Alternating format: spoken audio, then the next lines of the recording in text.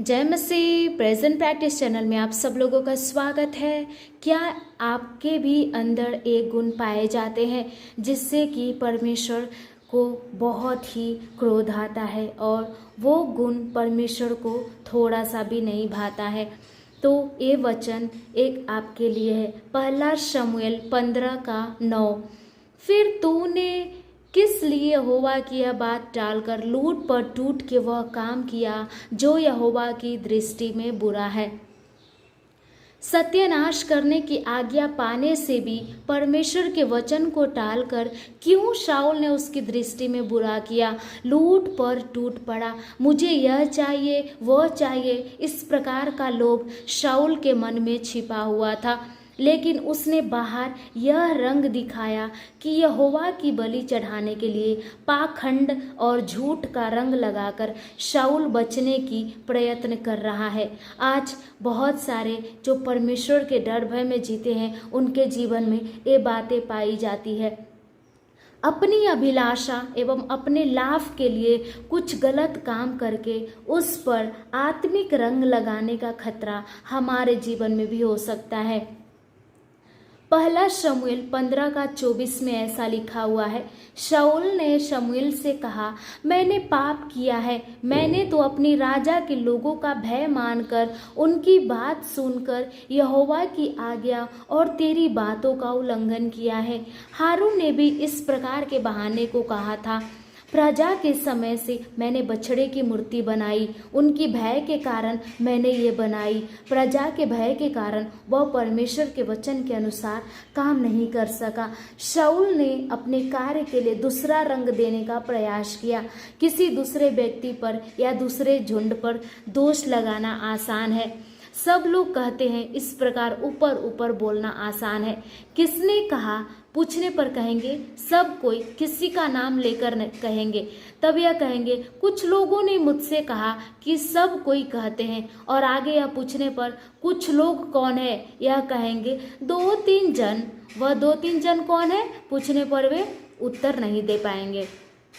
इस प्रकार का स्वभाव खतरनाक है। सावधान रहना है हमें इस बातों पर। इसी को ही बाइबल कहती है कि पाप का धोखा, पाप बहुत चालाक होता है। मैं अपने अंदर के लोभ को छिपाने के लिए दूसरों के ऊपर दोष लगा सकता हूँ। पहला शमूएल 15:30 में ऐसा लिखा हुआ है, उसने कहा, मैंने पाप तो किया है तो भी मेरी प्रजा के पुरनियों और इस्राएल के सामने मेरा आदर कर और मेरे साथ लौट कि मैं तेरे परमेश्वर यहोवा को दंडवत करूं। यहाँ अपनी गलती को अंगीकार करने वाले के समान शाऊल दिखाई दिया, लेकिन हृदय की गहराई में पाप का पश्चाताप नहीं रहा। मैंने गलती की, मुझे क्षमा कर दीजिए, इससे कोई लाभ नहीं। जिनसे क्षमा चाहते हैं शायद वही क्षमा कर सकते हैं, लेकिन वह हमारे लिए भला नहीं होगी। जीवन भर हमारा विवेक हमें दोषी ठहराएगा। किसी व्यक्ति से आप क्षमा मांगते हैं, प्रभु ने यह आज्ञा दी है कि एक दिन में 7 बार गलती करके 7 बार क्षमा मांगने से भी क्षमा करें। इसीलिए वह आपको क्षमा करेंगे और वे प्रभु से आशीष भी पा सकते हैं। परंतु यदि हम दिल की गहराई से क्षमा नहीं मांगे तो वह क्षमा व्यर्थ हो जाती है, क्योंकि आपने अब तक महसूस नहीं किया कि मैंने पाप किया। चाहे परमेश्वर से या परिवार के किसी व्यक्ति से या भाई बहन से क्षमा मांगते वक्त यही सिद्धांत लागू होती है। पहला शमूएल 15:35 में ऐसा लिखा हुआ है, और शमूएल ने अपने जीवन भर शाऊल से फिर भेंट न की, क्योंकि शमूएल शाऊल के लिए विलाप करता रहा और यहोवा शाऊल को इस्राएल का राजा बनाकर पछताता था। शमूएल नबी ने शाऊल के अंदर रूपी पाप को खोदकर बाहर दिखाया। नबी वही है जो भीतर छिपी बातों को बाहर ले आकर प्रकट करता है। आज के नबियों एवं पवित्र शास्त्र नबियों में यह बहुत बड़ी भिन्नता है। आजकल की भविष्यवाणी एवं परमेश्वर के दासों के भविष्यवाणी के बीच जो भिन्नता है, जब मैं उसे पहचानता हूँ तब मैं कांपता हूँ। आज की कई भविष्यवाणी से मैं घृणा करती हूँ, क्योंकि वे छिपी हुई बातों को प्रकट करके चिता कर सीधा नहीं करते हैं। शाऊल उस वातावरण को संभालने के लिए अपने मुंह से क्षमा मांगकर शमूएल को बलि चढ़ाने के लिए बुलाकर ले गया था, लेकिन उसके पश्चात उसकी कोई संगति शमूएल के साथ नहीं हुई। आदि में शुरुआत में वह उसे अच्छा ही समझकर लंबा श्वास लिया होगा। जब कभी गलती होती तो तुरंत टोकने वाला, 7 दिन इंतजार करने को कहकर स्वयं विलंब से आकर तूने मूर्खता का काम किया है कहने वाला था वह। युद्ध की लूट से भेड़ बकरी लाने पर वह अनेक प्रश्न पूछने वाला था। वह अब आकर मुझे तंग नहीं करेगा, यह कहकर उसने चैन की सांस ली होगी। शाऊल ने बाद में शमूएल से आत्माओं की दुनिया में ही भेंट की। संकट पैदा हुआ जब शाऊल को परमेश्वर से कोई सम्मति नहीं मिली। तब उसने चिताया, हाय हाय शमूएल, आप भी मर गए। परमेश्वर ने मुझे त्याग दिया।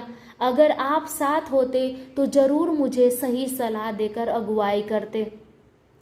शायद उन्हें देखते ही अब कड़वा लगता होगा जो आपको डांट कर सही करते हैं, क्योंकि लेकिन ऐसे व्यक्ति की संगति खत्म होने पर या वह यहाँ से चले जाने के बाद आपको याद आएंगे, हाय मैंने एक अच्छे दोस्त को खो दिया।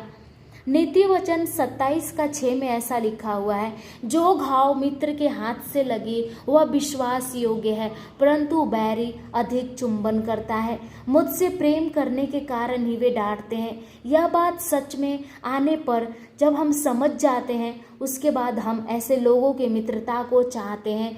उनके शब्द कठिन रहने के बावजूद उनकी मित्रता दोस्ती को खोना नहीं चाहते।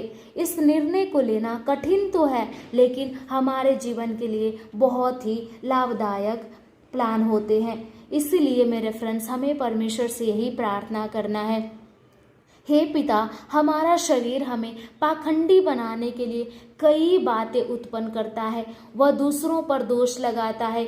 हमारा शारीरिक स्वभाव हमें डांटकर सीधा करने वालों से घृणा करती है, लेकिन हम विश्वास करते हैं कि आप हमें रोमियो 8:11 के अनुसार जिलाएंगे। प्रभु आपको इस वचन के द्वारा ब्लेस करे।